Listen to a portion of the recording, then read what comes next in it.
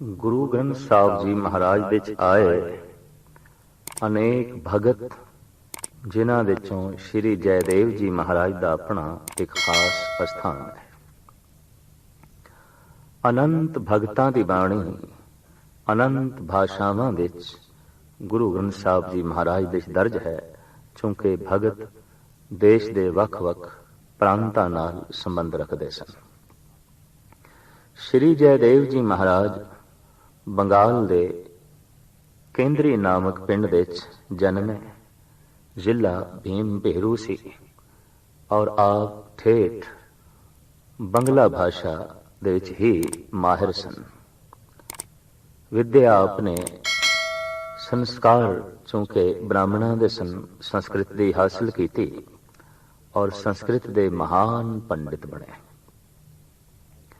ਸਮਸਤ ਦੇਸ਼ ਦੇ ਵਿੱਚ ਆਪਨੇ ਭਗਤੀ ਭਾਵ ਦੀਆਂ ਲਹਿਰਾਂ ਛੱਡੀਆਂ। ਆਪ ਗ੍ਰਸਤੀ ਸਨ। ਆਪ ਦੀ ਪਤਨੀ ਦਾ ਨਾਂ ਪਦਮਾਵਤੀ ਸੀ।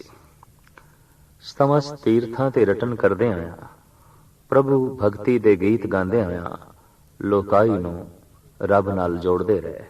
ਕਿਉਂਕਿ ਆਪ ਬੰਗਾਲ ਦੇ ਵਸਨੀਕ ਸਨ ਤੇ ਬੰਗਾਲ ਦੇ ਲੋਕੀ ਗੀਤ ਸੰਗੀਤ ਨਾਲ ਬਹੁਤ ਪਿਆਰ ਰੱਖਦੇ ਨੇ। ਵਿਰਾਸਤ ਚੋਂ ਮਿਲਿਆ ਸੀ ਗੀਤ ਤੇ ਸੰਗੀਤ।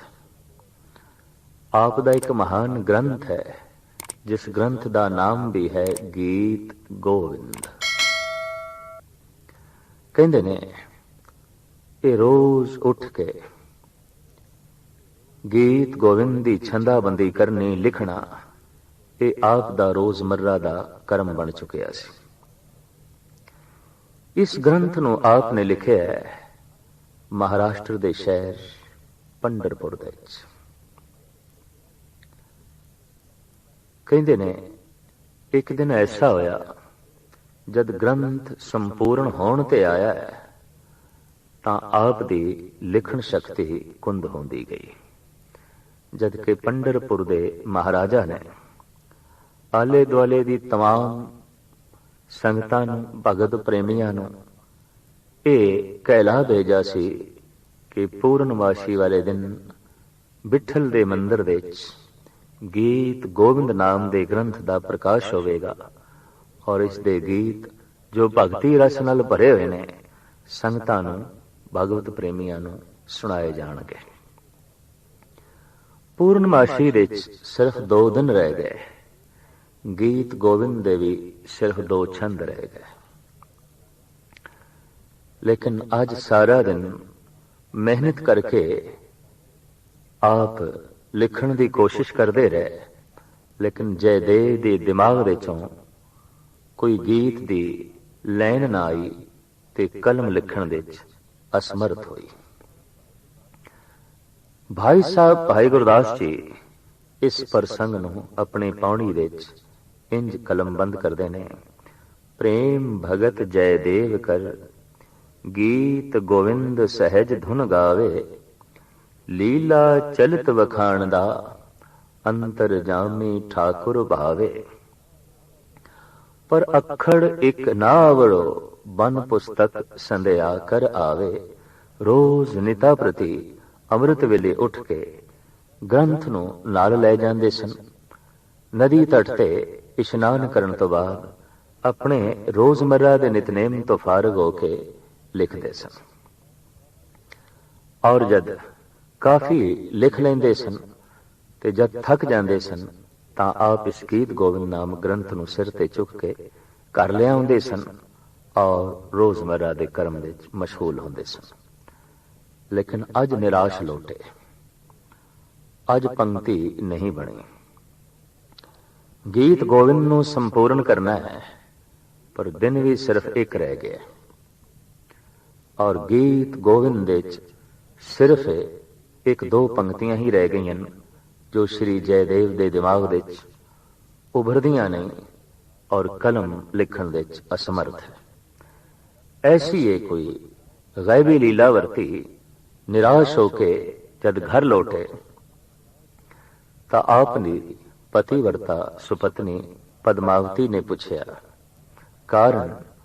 ਤਾਂ ਜਦ ਸਾਰਾ ਕਾਰਨ ਦੱਸਿਆ तो पति दे दुख दे पत्नी भी शामिल हुई। और यह हकीकत है, जब कोई महान दार्शनिक, महान कवि किसी उलझन दे फसदा है और उस तो किसी समस्या का समाधान नहीं आउंदा, या उसके दिमाग दे चों गीत दियां लहरां नहीं निकलदियां, तां जिहड़ियां उस वक्त पीड़ा ते तकलीफ दर्द उसके हिरदे विच पैदा हुंदा है, ये वो कवि ही जानदा है, ये वो ही दार्शनिक ही जानदा है। तो काफी दुखी ते चिंतातर मन नाल रात नूं सौ गए। अज जैसे सवेरे उठे ते आपने रोजमर्रा दे कर्म दे मुताबिक ग्रंथ चुकिया, पर पत्नी ने आख्या नहीं, तुसी पहले जाओ नदी तट ते इशनान करो, रोजमर्रा दे ब्राह्मण दे जड़े कर्म ने उन्होंने निभाओ, प्रभु भक्ति करो, नितनेम करो, फिर इस ग्रंथ नूं लिखण दी कोशिश करो। ओ गैबी शक्ति रखण वाले परिपूर्ण परमात्मा आप बख्शिश करनगे, आप रहमत करनगे। कहंदे ने पत्नी दी ये गल मन चिंतातुर मन दे नाल श्री जयदेव नदी तट दी तरफ जा रहे ने, सोचदे होया कि कोई लैन, कोई पंक्ति दिमाग दे चों उभरे, पर कुछ उभरदी दिखाई नहीं देंदी। अज हिरदा ऐसा अमावस दी रात बनिया होया है, जिहदे च कोई चमकदा होया मामूली जिहा तारा भी नहीं, सियारा भी नहीं। कहंदे ने इधर जयदेव रुखसत होए नदी तट दी तरफ। भाई साहब भाई गुरदास जी कहंदे ने गुण निधान घर आए के भगत रूप लिख लेख बनावे। जयदेव दा ही कोई रूप धारण करके जयदेव दे घर आया ते गीत गोविंद दियां दो पंक्तियां लिख देतियां, सुनहरी स्याही दे च लिखियां, जबकि सारा ग्रंथ काली स्याही दे च लिखिया। लिखदे आया जद पद्मावती ने वेख लिया तां ओह भजी होई आई ते कहण लगी रस्ते च ही वापस आ गए, इशनान नहीं कीता, नितनेम नहीं कीता, बंदगी नहीं की थी। तां जयदेव जो वास्तविक गुण निधान प्रभु आप सन, कहने लगे पंक्ति फुर गई सी, लिखण लई वापस आ गया। ग्रंथ संपूर्ण हो गया, ग्रंथ मुकम्मल हो गया। गीत गोविंद संपूर्ण करके अलोप हो गई ये अगम्य शक्ति। पद्मावती भोजन बनाने दे चलीन। इतनी देर विच श्री जयदेव जी महाराज नदी तट तो इशनान करके वापस आए। गोबिंद गोबिंद दी धुन गीत अलापदे हैं। घर विच प्रवेश होंदियां की देखदे ने, पत्नी भोजन छक रही है ते जयदेव कहंदे ने मैं ब्राह्मण होके कुछ दिन नित दे कर्म भुल गया सी, पर तू भी भुल गई। मैनू खिला के ही तू खांदी होंदी सी, अज की हो गई, बहुत भुख लगी। कहन लगे नहीं, तुसी ग्रंथ संपूर्ण कीता ना, थानू बहुत खुशी हुई सी ते उस खुशी खुशी च मैं थानू भोजन छकाया है, पर हुण खुशी इतनी प्रबल है कि थानू छकिया होया भोजन भी याद नहीं रहा। जयदेव सुन के दंग रह गया है, मैं भोजन छकिया और गीत गोविंद संपूर्ण हो गया है। हाँ, संपूर्ण हो गया है, तुसी खुद ते कहा है। और वो दो लाइना तुसी सुनहरी स्याही दे नाल लिखियां ने, मैं खुद वेखियां ने। भजे हुए जयदेव गए, ग्रंथ नू खोलदे ने, वाकई ग्रंथ संपूर्ण। दो पंक्तियां सुनहरी स्याही नाल लिखियां हुई ने, अखर पर प्रतीत कर होए विस्माद ना अंग समावे। जैसे उस पंक्ति नू पढ़दे ने विस्माद घर दे चले गए, अरचजता ते रहस दे चलीन हो गए। एकदम आप ते सरूर तारी होया। अरदास कीती, हे त्रिभुवन धनी, हे परिपूर्ण परमात्मा, ਤੂੰ ਮੇਰੇ ਦਿਮਾਗ ਦੇ 'ਚ ਹੀ ਥੋੜੀ ਸ਼ਕਤੀ ਪਾ ਦਿੰਦਾ ਕਿ ਮੈਂ ਆਪ ਲਿਖ ਲੈਂਦਾ। ਇਹ ਖੇਚਲਾਂ ਤੁਸੀਂ ਕਿਉਂ ਕੀਤੀਆਂ? ਤਾਂ ਕਹਿੰਦੇ ਨੇ ਅਲਹਾਮ ਹੋਇਆ, ਆਕਾਸ਼ਬਾਣੀ ਹੋਈ, ਅੰਤਰਾਤਮਾ ਬੋਲੀ, ਜੈਦੇਵ ਜਾਣ ਬੁੱਝ ਕੇ ਅਸੀਂ ਤੇਰੇ ਦਿਮਾਗ ਦੇ 'ਚ ਇਹ ਕਮੀ ਪਾਈ, ਖੁਦ ਲਿਖੀਆਂ, ਤਾਂ ਕਿ ਤੈਨੂੰ ਕਿਧਰੇ ਅਹੰਕਾਰ ਨਾ ਹੋ ਜਾਏ ਕਿ ਇਤਨੇ ਵੱਡੇ ਗ੍ਰੰਥ ਦੀ ਰਚਨਾ ਮੈਂ ਕੀਤੀ ਹੈ, ਇਸ ਦਾ ਕਰਤਾ ਮੈਂ ਹਾਂ। ਤੇ ਜਦ ਵੀ ਕਿਸੇ ਭਗਤ ਨੂੰ ਇਸ ਪ੍ਰਕਾਰ ਦਾ ਅਹੰਕਾਰ ਹੋ ਜਾਂਦਾ ਹੈ ਤੇ ਆਪਣੇ ਆਪ ਨੂੰ ਕਰਤਾ ਮੰਨ ਲੈਂਦਾ ਹੈ, ਮੇਰੇ ਨਾਲੋਂ ਉਸ ਦਾ ਸੰਬੰਧ ਟੁੱਟ ਜਾਂਦਾ ਹੈ। ਤੇ ਤੂੰ ਮੈਨੂੰ ਇਤਨਾ ਪਿਆਰਾ ਲੱਗਿਆ, ਮੈਂ ਨਹੀਂ ਚਾਹੁੰਦਾ ਸੀ ਕਿ ਤੇਰੇ ਤੇ ਮੇਰੇ ਵਿੱਚ ਕੋਈ ਵਿੱਥ ਹੋਵੇ। ਬਾਰ-ਬਾਰ ਧੰਨਵਾਦ ਦੇ ਨਾਲ ਭਰੇ ਜੈਦੇਵ ਅਸ਼ਕਬਾਰ ਹੋ, ਬਾਰ-ਬਾਰ ਸਜਦੇ 'ਚ ਛੋਏ, हे ਪ੍ਰਭੂ ਲੱਖ ਲੱਖ ਤੇਰਾ ਸ਼ੁਕਰ, ਅੱਜ ਪਤਾ ਚੱਲਿਆ ਜੋ ਮੈਂ ਬੋਲਦਾ ਉਹ ਤੇਰੀ ਸ਼ਕਤੀ, ਜੋ ਮੈਂ ਵੇਖਦਾ ਉਹ ਤੇਰੀ ਸ਼ਕਤੀ ਹੈ, ਜੋ ਮੈਂ ਚੱਲਦਾ ਇਹ ਵੀ ਤੇਰੀ ਸ਼ਕਤੀ ਹੈ, ਜੋ ਮੈਂ ਕਰਦਾ ਇਹ ਵੀ ਤੇਰੀ ਤਾਕਤ ਹੈ, ਔਰ ਜੋ ਮੈਂ ਸੋਚਦਾ हे ਪ੍ਰਭੂ ਇਹ ਵੀ ਤੇਰੀ ਸ਼ਕਤੀ ਹੈ। ਵਾਸਤਵਿਕ ਮੇਰੇ ਰੋਮ ਰੋਮ ਦੇ 'ਚ ਤੂੰ ਹੀ ਕੰਮ ਕਰ ਰਿਹਾ ਹੈ, ਤੂੰ ਹੀ ਵਸਿਆ ਹੈ, ਤੂੰ ਹੀ ਰਮਿਆ ਹੈ। ਸ਼੍ਰੀ ਜੈਦੇਵ ਜੀ ਮਹਾਰਾਜ ਦਾ ਇਹ ਗੀਤ ਗੋਬਿੰਦ ਨਾਮਕ ਗ੍ਰੰਥ ਭਗਤਾਂ ਦੀ ਦੁਨੀਆ 'ਚ ਬਹੁਤ ਹੀ ਪ੍ਰਸਿੱਧ ਹੈ, ਔਰ ਇਹਨੂੰ ਪੜ੍ਹ ਕੇ ਭਗਤ ਜਨ ਆਨੰਦ ਲੈਂਦੇ ਨੇ। ਗੀਤ ਗੋਬਿੰਦ ਦੇ ਕੁਝ ਹਿੱਸੇ ਬਕਾਇਦਾ ਪ੍ਰਕਾਸ਼ਿਤ ਹੋ ਚੁੱਕੇ ਨੇ, ਔਰ ਇਹਨਾਂ ਗੀਤਾਂ ਦੇ 'ਚ ਭਗਤੀ ਭਾਵ, ਗਿਆਨ, ਵੈਰਾਗ ਸਭ ਕੁਝ ਦੈਵੀ ਗੁਣ ਸਮੋ ਦਿੱਤੇ ਨੇ ਭਗਤ ਸ਼੍ਰੀ ਜੈਦੇਵ ਜੀ ਮਹਾਰਾਜ ਨੇ। ਗੁਰੂ ਗ੍ਰੰਥ ਸਾਹਿਬ ਜੀ ਮਹਾਰਾਜ ਦੇ 'ਚ ਆਪ ਦਾ ਇੱਕ ਸੰਸਕ੍ਰਿਤ ਦੇ 'ਚ ਬੜਾ ਹੀ ਸੋਹਣਾ ਪਦਾ ਉਚਾਰਨ ਕੀਤਾ ਹੋਇਆ ਹੈ, ਜੋ ਗੁਰੂ ਗ੍ਰੰਥ ਸਾਹਿਬ ਜੀ ਮਹਾਰਾਜ ਦੇ 'ਚ ਗੁਜਰੀ ਰਾਗ ਦੇ ਅੰਦਰ ਦਰਜ ਹੈ। ਇਸ ਪਦੇ ਦੀਆਂ ਅਸਥਾਈ ਪੰਕਤੀਆਂ ਇਹ ਨੇ, ਕੇਵਲ ਰਾਮ ਨਾਮ ਮਨੋਰਮੰ ਬਦ ਅੰਮ੍ਰਿਤ ਤਤਮਯੰ। ਹੇ ਮਨ, ਕੇਵਲ ਰਾਮ ਨਾਮ ਦਾ ਰਮਣ ਕਰ ਤੇ ਉਸ ਦੇ ਹੀ ਅੰਮ੍ਰਿਤ ਸਰੂਪ ਦਾ ਪਾਨ ਕਰ। ਰਾਮ ਕੌਣ, ਰਾਮ ਕੈਸਾ ਹੈ, ਕਿਸ ਰਾਮ ਦਾ ਅੰਮ੍ਰਿਤ ਪਾਨ ਕਰੀਏ, ਕਿਸ ਰਾਮ ਦਾ ਚਿੰਤਨ ਕਰੀਏ, ਕਿਸ ਰਾਮ ਦੇ ਸੁਰਤ ਲੀਨ ਕਰੀਏ, तो उस राम दी आप तशरीह करते ने, उस राम दी आप व्याख्या करते ने। इस पदे दे परमाद पुरख मनोपिमं सत्याद भाव रतन पर मद भुतन पर कृत परन जद चिंत सर्ब गतन।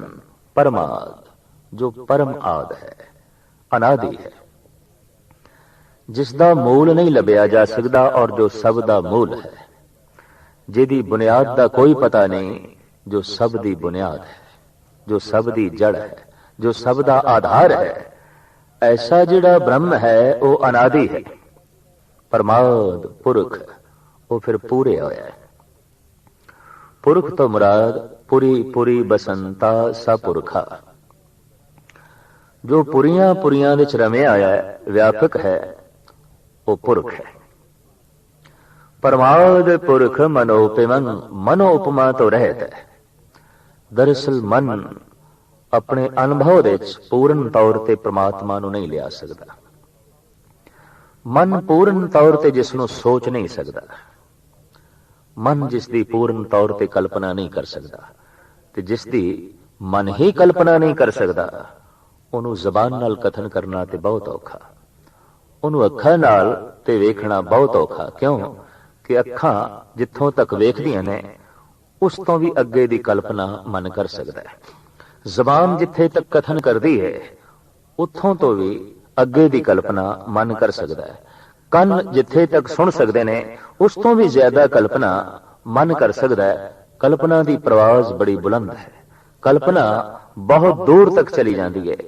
पर श्री जयदेव जी महाराज कहते ने, चाहे कल्पना की प्रवाज कितनी उच्ची क्यों ना हो, कितनी दूर दी क्यों ना हो, कितनी गहरी क्यों ना हो, फिर भी परमात्मा मेरी कल्पना दे च नहीं आउंदा। वो किसी दी कल्पना दे च नहीं आउंदा।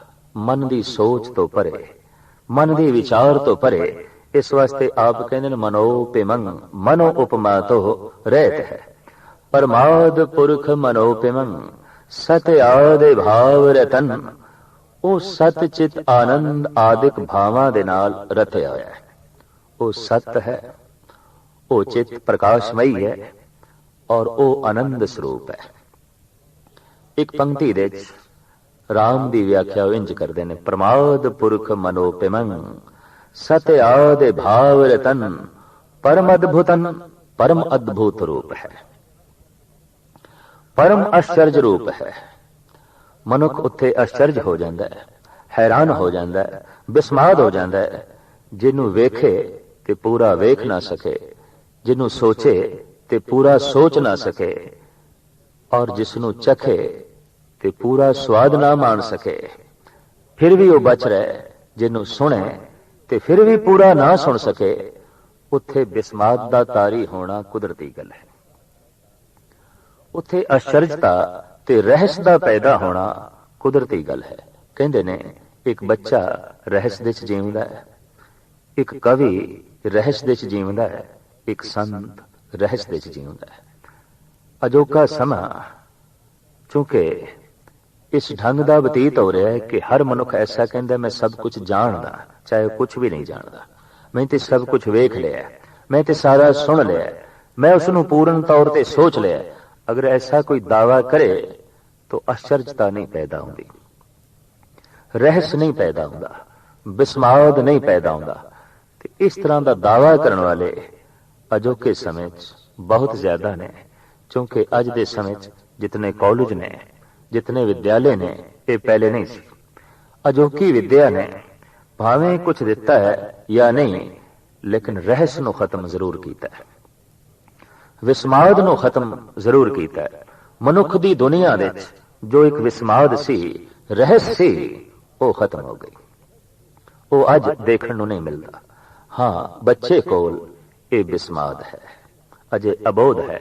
ਉਸ ਦਾ ਵਿਸਮਾਦ ਅਬੋਧ ਅਵਸਥਾ ਤੇ ਖੜਾ ਹੈ, ਅਚੇਤ ਅਵਸਥਾ ਤੇ ਖੜਾ ਹੈ। ਫਿਰ ਕਵੀ ਕੋਲ ਵਿਸਮਾਦ ਹੈ, ਜਾਂ ਇੰਜ ਕਹਿ ਲਓ ਕਵਿਤਾ ਦਾ ਜਨਮ ਹੀ ਵਿਸਮਾਦ ਤੋਂ ਹੁੰਦਾ ਹੈ। कविता का जन्म ही रहस तो होंदा है। तो कवि रहसवादी होंदे ने, संत रहसवादी होंदे ने।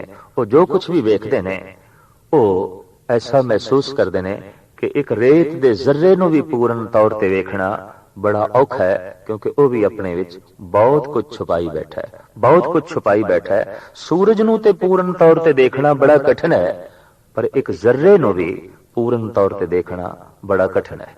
एक दरखत नूं ते पूर्ण तौर ते देखना बड़ा कठिन है, पर एक पत्ते नूं भी पूर्ण तौर ते देखना बड़ा कठिन है।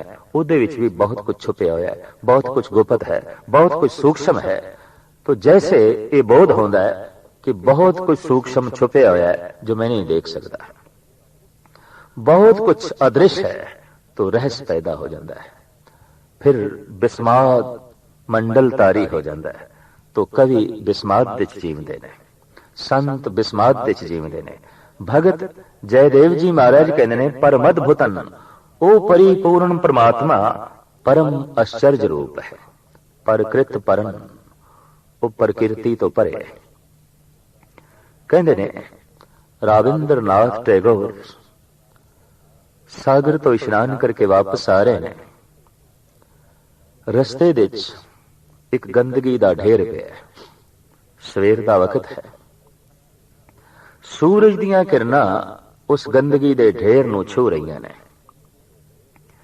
ये सारा दृश्य वेख के राविंद्र नाथ टैगोर नच उठे।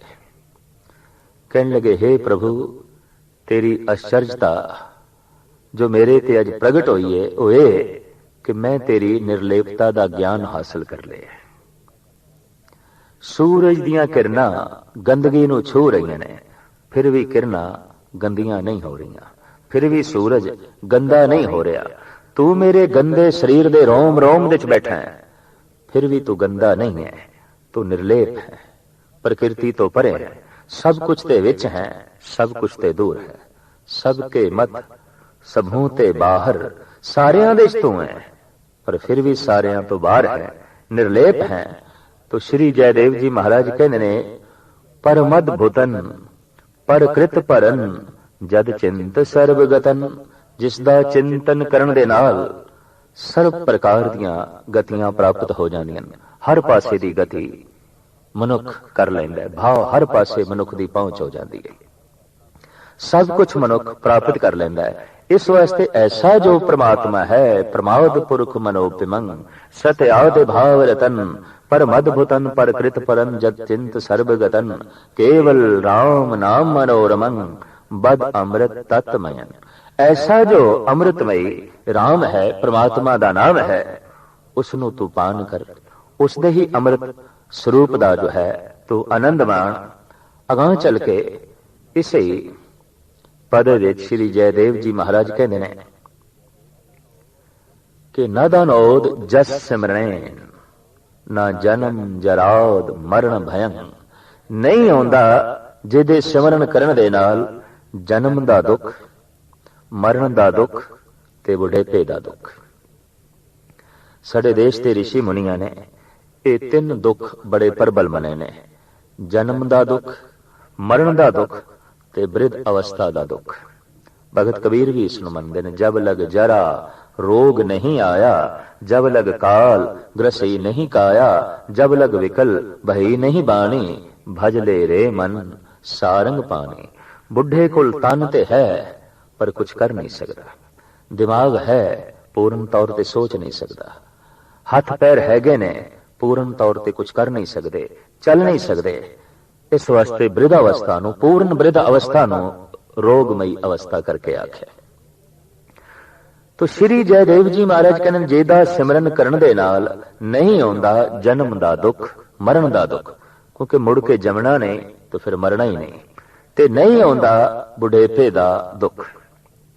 साहिब गुरु अर्जन देव जी महाराज भी फरमान करते हैं, रोग सोग दुख जरा मरा हर जने नहीं निकटानी।